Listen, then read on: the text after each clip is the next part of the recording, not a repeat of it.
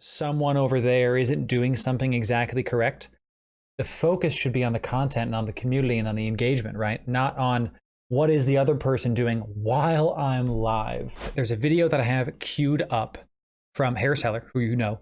He's fantastic. He owns the Alpha Gaming YouTube channel, okay? And he's a fantastic content creator. He embodies the kind of thing that I would like to do.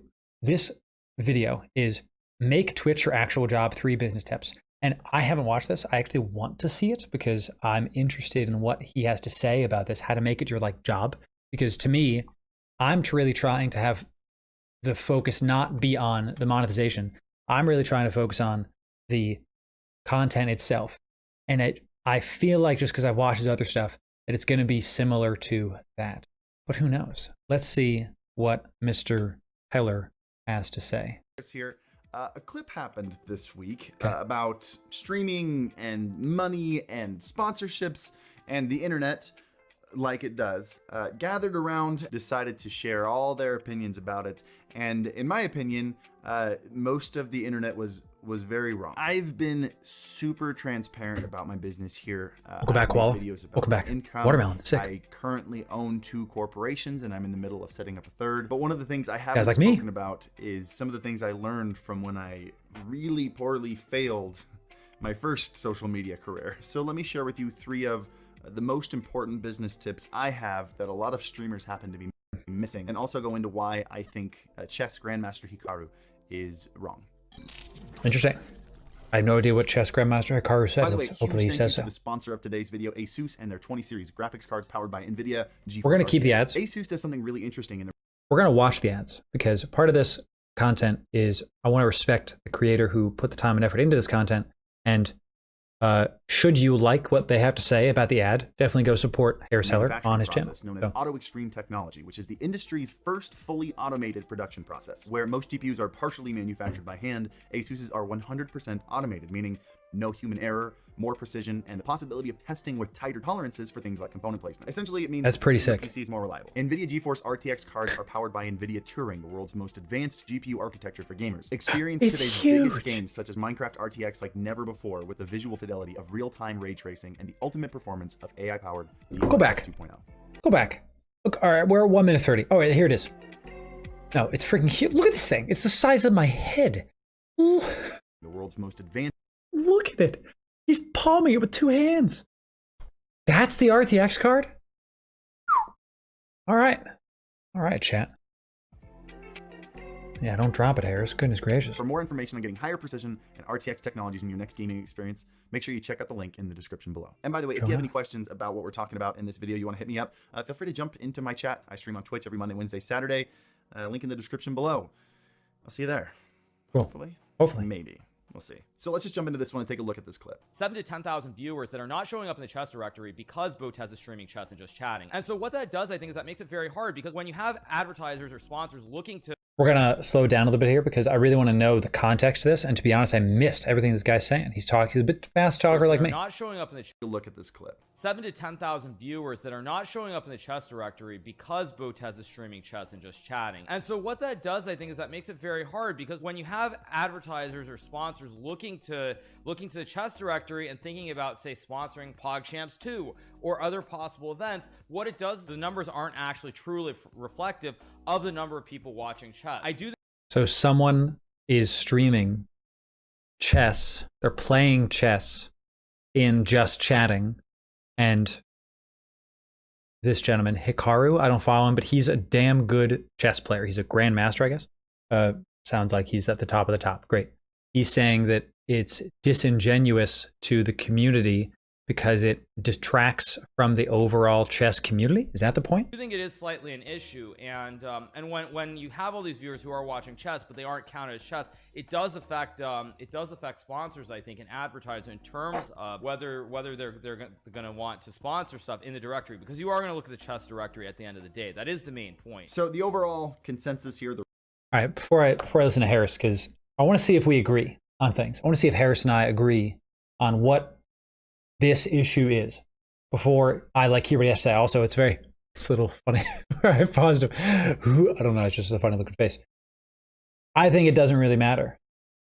I think there's a Twitch terms of service that says if you're playing X game, be an X Games directory. I feel like that's in there. As far as does it affect sponsors? Does it affect monetization of the community? Because the argument is chess, let's say, is 100,000 strong, but there's this big name that's streaming chess in just chatting, and that would be 130,000 strong. So it would be even better. While I understand the argument of the sponsors might come in and say, wow, chess is, doing X when it could be doing this. Like maybe it's not as good as we thought. Saying it's getting hurt because the viewership's elsewhere. I don't think that's how sponsors look at things. They're looking at individual streams. The trends of the games really don't matter. The channels that people are dropping, for example, Cash App is dropping large donations in to be at the top of the screen, like the 500 sub bomb, Tim Tatman Summit. Doesn't matter what game they're playing. They just want to be there when the most popular time happens. So they come in when like the Valorant beta was happening. Cash App dropped a bunch of stuff. When Summit was doing the big Sea of Thieves thing, Cash App came in and they were doing some stuff there too. So it doesn't really matter about the game, in my opinion. What matters is the size of the stream itself, the individual stream. Should that streamer be streaming the game that they're playing in the directory of the game they're playing? Sure.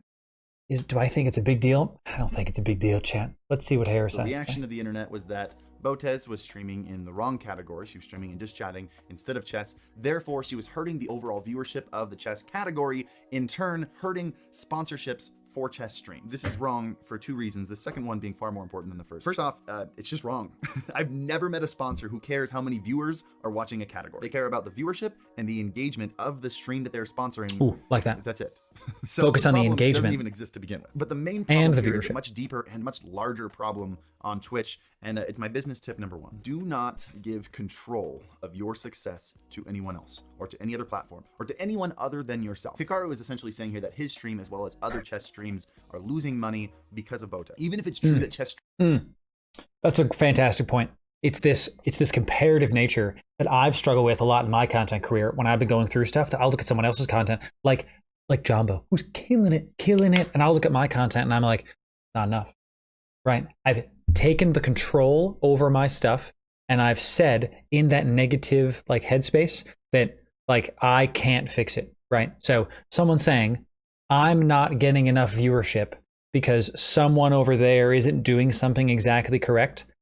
The focus should be on the content and on the community and on the engagement, right? Not on what is the other person doing while I'm live, right? I think that's what Harris is going to say. Streams were losing money over this. It's still not her fault, and it's just lazy business to blame this on anyone else. Your revenue, your growth, your success is your responsibility and your responsibility alone, not Twitch's, and definitely not any other streamer. If there is a system that is broken and not working, which by the way describes Twitch's website and how it works, it's your responsibility to innovate and find other ways to succeed outside of those tools. Because sitting and just streaming nonstop.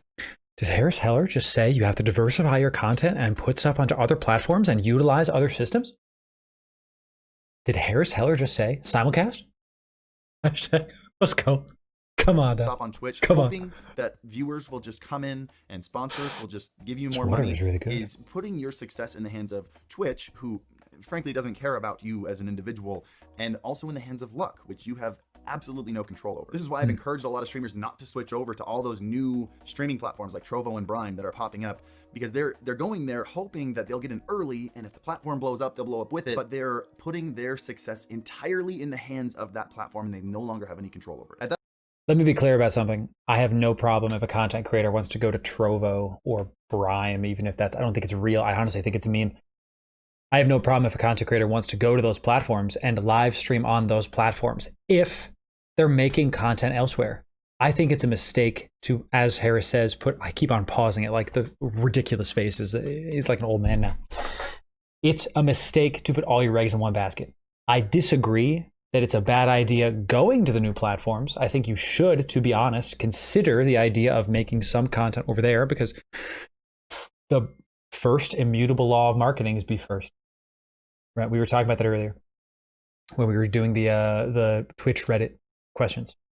That is the best thing you can do as a brand business. Be first in something, period. So if you want to go to Trovo, or I doubt Brime is a thing, but if you want to go to something that resembles Mixer, Rest in Power, right? Do other stuff. Do other content. That's the one thing that I would disagree with Harris with, that you can do other stuff, Chan. At that point, you might as well be gambling, because that's actually what you're doing. Botez is streaming on a broken platform and has found that by spending more of her focus on chatting and making chess more of something she's just doing while she's chatting, she can stream in a more popular category and therefore finds a larger audience and furthers her career. That's not cheating, that's just being clever. Frankly, the lines around what is just chatting are blurry enough as it is. Here's a great question. We just got done playing WoW with y'all. I didn't shut up for 2.5 hours. Should I have been in just chatting? Let me know in the comments. I'm very serious about that. Like, do you think a person playing World of Warcraft, you can see the screen here, and my face is minimized. I'm down here. The gameplay is in the rest of the screen. Should I have been in the just chatting category? And the argument of why that's important is because where your stream is increases the potential for discoverability if there's more viewership in the other place. World of Warcraft's directory is not as big as just chatting over on Twitch. Facebook Gaming doesn't have one yet. They don't have a just chatting. It's Facebook Gaming. It only have gaming. So I'm not talking about Facebook for a sec. I love you, Facebook. Don't ever change. Okay, keep on killing it. All right. Maybe get a just chatting section. Should I put my stream into just chatting when I'm playing WoW if we're just chatting? I'm not sure on the answer. Let me know in the comments. Hikaru is essentially saying that it's her responsibility to bring viewers and sponsors to his stream. And that's just lazy business. Your success is your responsibility alone. And if you are not finding it, it's time to innovate. I actually made this exact mistake 5 years ago and ended a very successful social media career that I had. For those of you who are new here, I started on social media making music with my wife, and we actually started on Vine. And when we found success and grew to like 1.5 million followers on Vine, we ended up kind of putting all of our eggs in the Vine basket and kind of giving them the keys to our career by not. The dude was Vine famous. No wonder he's got all this dialed in. You kind of think that too, because you see somebody with it all set up. You feel the experience just emulating from the content. So it makes sense. Doing anything else. And I mean, as you guys know, Vine died, and very soon after, so did our careers. I mean, we went from making a solid 6 figures a year down to me having to go out and get another job. Which brings me to number 2, which I've mentioned a handful of times, so I won't spend too much time on it, but diversify both your business and your income. Placing your eggs in multiple baskets guarantees that even if 1 or 2 die. I can't do this. Can't do it. Chat. What do I have to do? What do I have to do? Look at me. Look at me.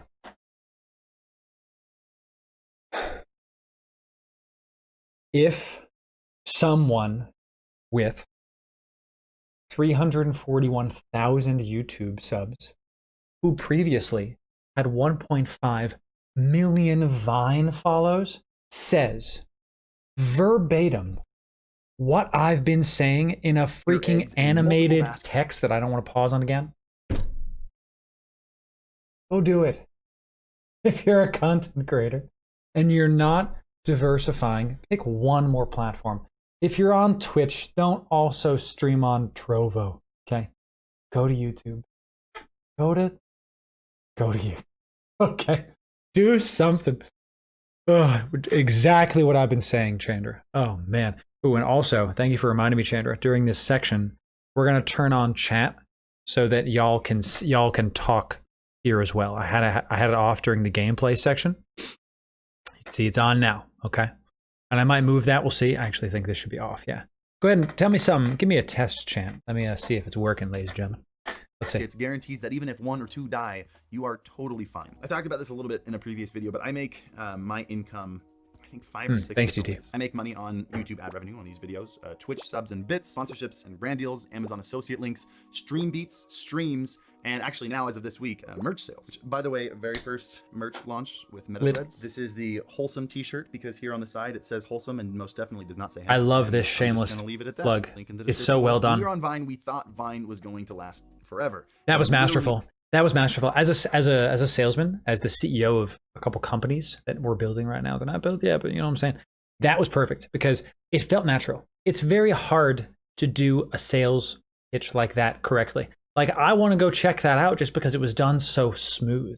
There was so much confidence in it that it made me want to go look at his stuff. You know, that's something I see a lot of newer creators not have. That you show up and they're like, yeah, maybe sub, you know, if you want. No, be excited, be confident that like, hey, if you're enjoying the content, sub. We have a Patreon. Go check it out. See how I just kind of, just did a little thing there. Check the link below. That's what I'm saying, chat. Be confident about your stuff, okay? Because be proud of what you're doing. I think that's what it comes down to, is people that aren't confident aren't proud of the things that they're putting out. They're just kind of like, is it or isn't it? Just be you and put out the content and diversify the content, okay? So I could care less if I care less about the categories that I care about the people. That's exactly correct, DT, and that's what Harris was saying, is that it's not about the categories. It's about the person. Like, you're not, and the thinking of someone's streaming over there, so I'm making less money. You basically are taking, as Harris says, the control away from your own brand, and that's a mistake. You're in control of your content. You're in control of the community. You're in control on an anecdotal level, applying to the non-streamers. Like, you're in charge of your job. Someone else's success at your job is not going to, shouldn't affect your money, your job. Like, if you need to innovate, then do it. If you need to do more work, then do it. If you need to do less work, smarter work, then do it, right? So. The brand deals on Vine were the only way we made money. We occasionally put up a YouTube cover and, did some stuff on Instagram as well. But for the most part, when Vine died, so did our entire income. So diversify your content, diversify your income, find as many ways to make money as possible. And finally, number 3, one that people really hate hearing, is spend your money on things that will make you more money, not on things that you want. Let me try to explain. That sounds like a really obvious one. But seeing that, my gut reaction to that was like, that was super obvious. But really, it's not. Think about the stuff you buy. I'm coming to your house right now, chat. I'm about to say some stuff that's going to make you a little bit mad, okay? How many of y'all have like more than 5 of those like Funko Pops? You know what I'm saying? How many of y'all have like the plushies and the mug of the game and like the custom controller, and you got like 4 controllers, and because they're different shades. So sorry, Chedra. Sorry. Chedra's like, the point is, you don't need that stuff. You don't. Like, I purged the tchotchkes. You know what tchotchke is? It's that. It's like the little figurine. It's the thing that doesn't really have a purpose except to look pretty. The thing on top of the desk. I purged these from my life. There's nothing wrong with owning these things. Let's just be clear. Nothing wrong with those. But if your excess is stopping you from living your purpose, if you go, man, I really am struggling for cash right now, but you have like all these things, and Chandra, I'm not just talking about you. Like, I'm not talking about you, period. Like, I know you were saying you have a lot of those. I'm not talking about you. I'm talking about anybody. I'm guilty of this. I would buy stuff that I would see a year later still in the wrapper. I'd be like, what is this? Like clothes or something like that. I don't do that anymore. I can't. And it sounds like it's an obvious thing. It's not. At first, my gut reaction to this was like, that's kind of dumb. But the more I thought, I was like, no, that makes sense. This is a really good idea. Explain exactly what I mean here. We have 7 Funkos that are all Harry Potter. There you go. Visit a lot of small stores, and countless times I see a $400 microphone or a $1,000 camera setup or just a massive array of monitors, all of which bring $0 back to the stream. And then a lot of times these exact streamers will ask. Let's like apply that to me for a sec, because I have the monitors. I got 3. Okay. I got the mic. It's a Blue Yeti, whatever. I have the $1,000 camera. Okay, this was it's a Rebel. So it's the body was like $600 and it's a base lens. So I guess that's not, but I have all the other lenses, The difference between me and what he's saying is that the smaller streamers that are only ever streaming, they like 12 hours a day to one person. And it's like they're themselves, right? I'm using this camera for, every business that I have, right? All of the content that I'm going to be putting out, and the content I have been practicing to put out, coming from this camera. I needed something bigger than my phone. So what I'm hearing with this is that if this is, don't just apply this to streaming, apply this to your lives as well. Like, if, for example, I'm a marketer, okay? I could have like 4 monitors. I really only need like 2. I have 3 because I got one when I was streaming and it ended up just like helping me out. But it wasn't something that I like got to flex. It was something I got to get me more money. And now that I have the real estate, it's the best, right? The people that you see that have like the 6 monitors and they're streaming to 3 people and they have, you've seen the heavy production setups, chat. These people that aren't diversifying their content, so nobody's actually coming to see it. Yeah. Let's have him keep talking. He'll probably say it more eloquent than I can. Ask me, hey, what's a good free video editor? I can't afford Premiere or Final Cut. You just can't build a business without capital. And buying stuff that doesn't make you money, especially early on, is the exact same as throwing money in the garbage. Kenzie and I were actually in a little bit of debt for a while, and the growth of this channel actually pulled us out of it. And I would have loved to spend my first, $3,000 Twitch payout on a brand new gaming rig. Mine was really weak at the time. But instead, I hired Sam so that I could make my videos more consistent and higher quality. I have a catalog of at least 10 online courses on sites like Udemy and Skillshare, things on video editing courses, audio editing courses. I bought a master. Chatting right now, chat. I love this guy because same, my Udemy, I'm learning right now WordPress, Facebook e-commerce, and Shopify SEO. Like right now, I'm taking the money that I have, instead of buying like lattes and nicer sandwiches, like when my girlfriend and I go out, we eat out, but we're not going to like some fancy restaurant every freaking time, right? We're doing calm, chill, spend, not breaking the bank over food, because there's so much more you can do with that. Get those classes. God, I wish I had like a Udemy affiliate link. Maybe I should look into that. Class for storytelling, because I wanted to do a better job of communicating with my audience. Changer says, oh, I don't do that. If I'm low on money, I just look, I don't buy. Good. Not till I have money and I'm comfy enough to get one. Sure. Definitely, Chandra. And don't think I'm coming after you, Chandra. I'm just, in general, saying all of us, without thinking about it, buy something that we don't need at some point in our life. Just the fact that you recognize it and go, not now. You've already won. That's it. You win. While I really wanted a brand new custom mechanical keyboard, which at this point I totally could afford right now, but instead I'm spending tens of thousands of dollars building Stream Beats, which has ended up being a huge success, not only just monetarily, but also for building my brand as a streamer. It's been really cool. And look, there's nothing wrong with buying stuff that makes you happy. All I'm asking is that you admit that buying nano leafs is not a good business investment when you're first starting out. You know how much these were? Okay, I looked at Nanoleafs and I was like, what? Why are people paying for these? Hundreds of dollars for a single little LED light. Okay, I have 3 of these. Okay, they're like, I think they're like 15 feet or 30 feet, something like that. There's some, maybe 20, I don't know. I have 3 of these, 20 feet. Total, it's like $60. They're like $20 a pop. They look fantastic. You don't need something super expensive to add a nice production value, right? You don't need something opulent. That's the word I'm looking for, chat. There's an opulence epidemic with people in the Twitch community and really in most entry-level things. And I consider like the smaller streamers to be entry-level Twitch streamers, basically, right? That are spending their money on things they don't, not even that they don't need, things that they are stopping them from buying things that they do need down the line, like Photoshop. Like Affinity Designer. I'm loving Affinity Suite. I have Photo Designer and Publisher. They're getting me through a lot of my stuff. I'm going to link this video in the chat. The video will also be in the description. This is going to be on YouTube ourselves. I'm really trying this, chat. We're going to do some segmented content. You know what I'm saying? The stream's almost done. If you've enjoyed the stream, make sure you like the stream. If you're watching this VOD, make sure you like the content. Because, gosh, well, if you liked it, why don't you just tell me? You know what I'm saying? Come on. Press the thumb up. I'll like it. You'll like it. Everybody likes it. It'll be good to see you. Thanks again, and we'll see you next time.